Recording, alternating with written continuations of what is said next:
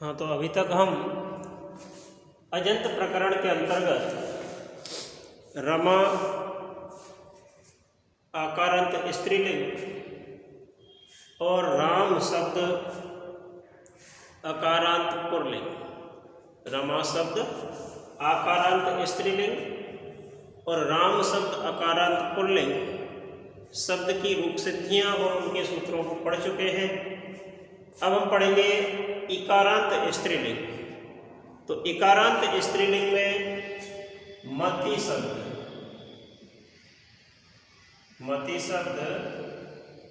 इकारांत स्त्रीलिंग के सूत्र और सिद्धियां हमें पढ़ना है। तो मति इकारांत स्त्रीलिंग शब्द की जो रूपमाला है वो इस प्रकार से होगी।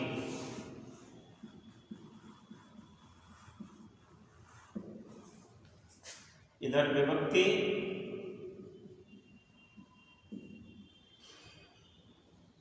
एकवचन, द्विवचन और बहुवचन।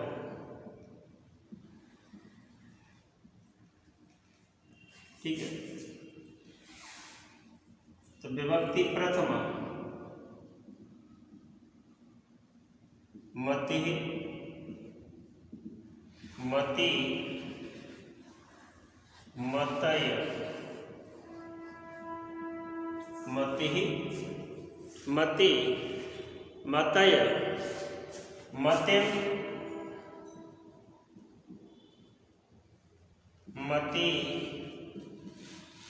मति। ये द्वितीय विभक्ति है।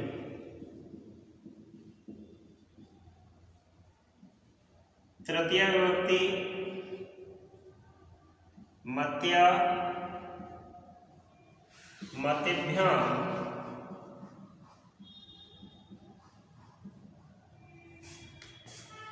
मत्या, मतिभ्याम, मतिभिः, मत्या, मतिभ्याम, मतिभिः। चतुर्थी विभक्ति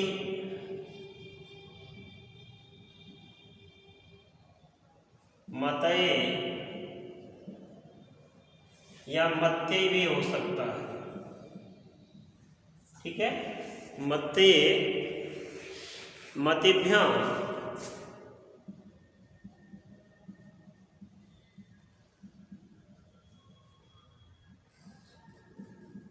मतिभ्य।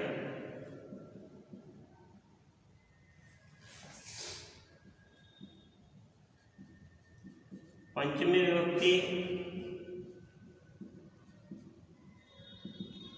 मत्या, पंचमी विभक्ति मत्या, मतिभ्याम,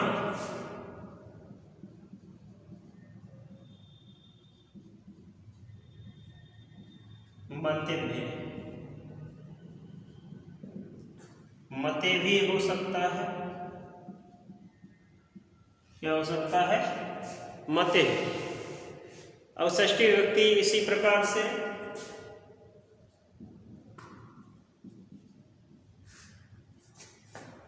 मत्या, मत्यः, मते भी हो सकता है। मत्यो, मतीना, मत्या, मत्यो हो, मतीना, मत्याम। सप्तमी विभक्ति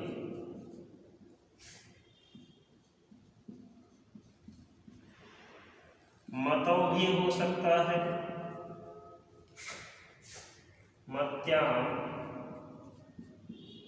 मत्यो, मतिषु, मत्याम, मत्यो, मतिषु। अब अंत में संबोधन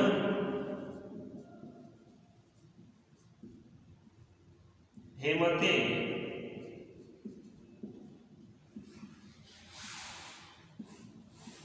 हेमति,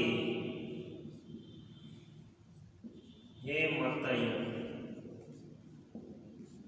तो इस प्रकार से मति इकारांत स्त्रीलिंग शब्द की रूपमाला है। हमें इन सभी की क्या करनी है, सिद्धियां करनी है। तो जिस प्रकार हमने राम और रमा शब्द के सिद्धियों को करने में सूत्रों का प्रयोग किया, उसी प्रकार से मति शब्द की सिद्धियां करने के लिए भी उन्हीं सूत्रों की लगभग आवश्यकता होती है।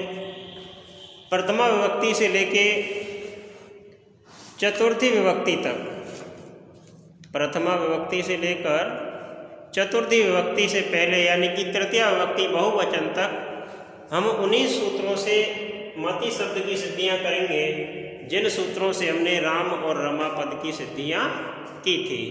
अब एक सिद्धि मैं आपको करके बता देता हूँ इधर। जैसे हम लेते हैं मति ही प्रथमा विभक्ति का एक वचन, इसे किस प्रकार से सिद्ध करेंगे देखिए आप।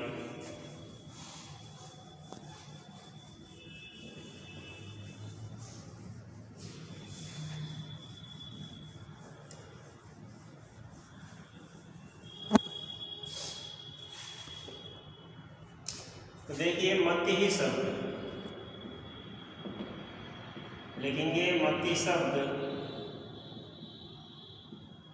इकारांत स्त्रीलिंग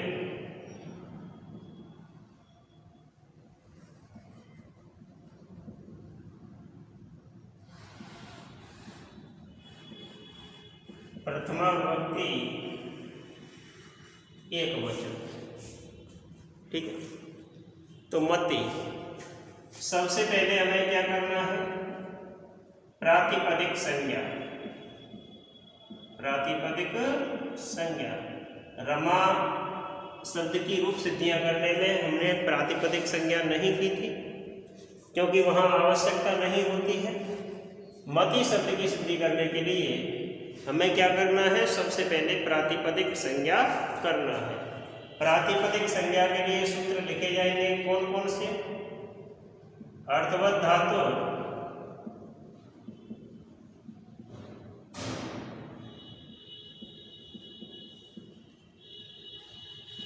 प्रत्यय प्रातिपदिकम,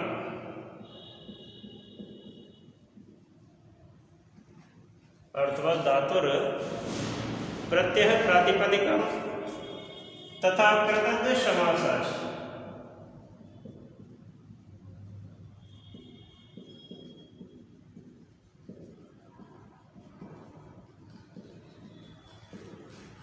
कृतज्ञ समासा सूत्रों से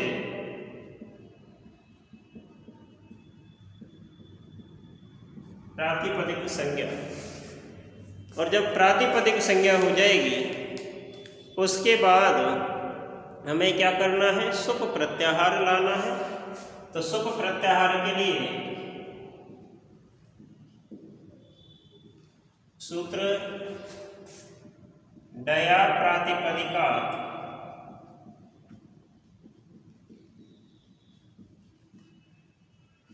प्रत्यय परस्य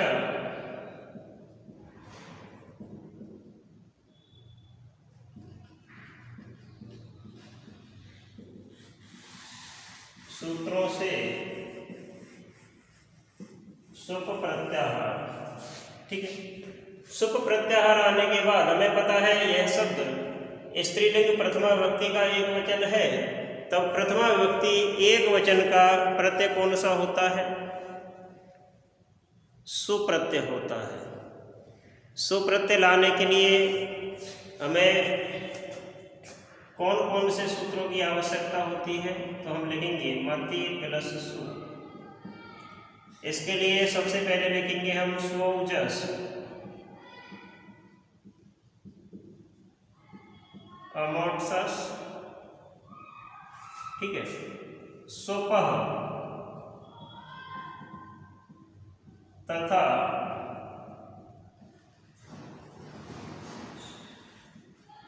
द्वयेकयो द्विवचने वचने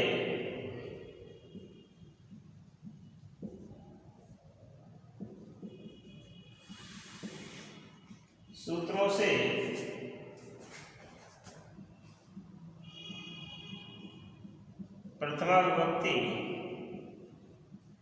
एक वचन का सु प्रत्यय। ठीक है, अब हमें पता है कि सु में से शेष क्या रहता है, स शेष रहता है। उकार की क्या हो जाती है, इत संज्ञा। तो हम लिखेंगे मति प्लस स। इधर सूत्र लिखे जाएंगे उपदेशे अजनुनासे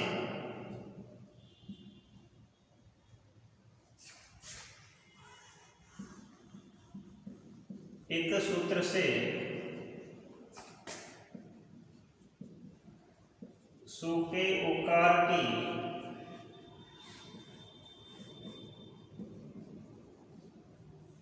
इत संज्ञा तथा तस्य लोपः सूत्र से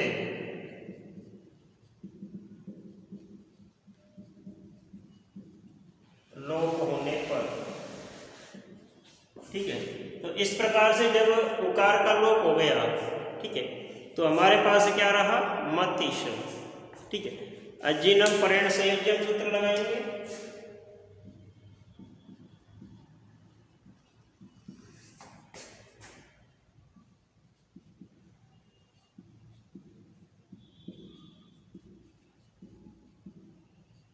अजीनम परेण संयोज्यम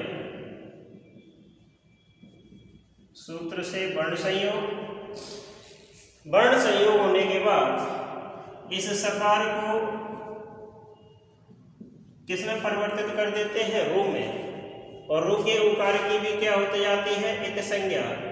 तो सकार को रू में बदलने के लिए कौन सा सूत्र लगाया जाता है, से सजसो रू। तो लिखेंगे हम इधर इसे सजसो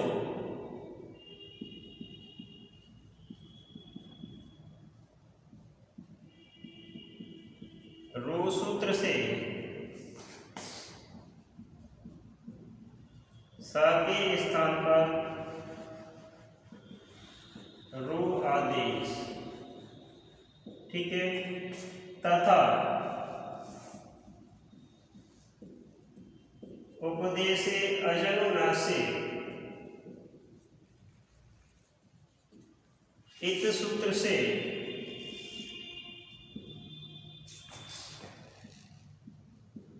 उकी इत संज्ञा एवं तस्य लोपः सूत्र से लोप करने। ठीक है, इस प्रकार की स्थिति हमें प्राप्त हो जाएगी। और इस प्रकार जब हमें स्थिति प्राप्त होगी तो इस अंतिम रकार को हम विसर्ग में परिवर्तित कर देंगे।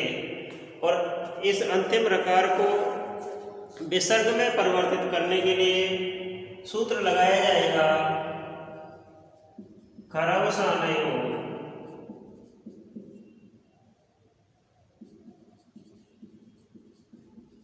विसर्जनीय। सूत्र से अंतिम रकार को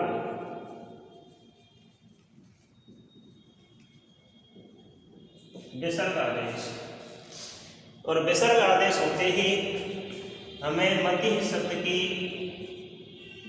प्राप्ति हो जाती है। और इसी की हमें क्या है, आवश्यकता है। तो हम लिखेंगे इति सिद्धम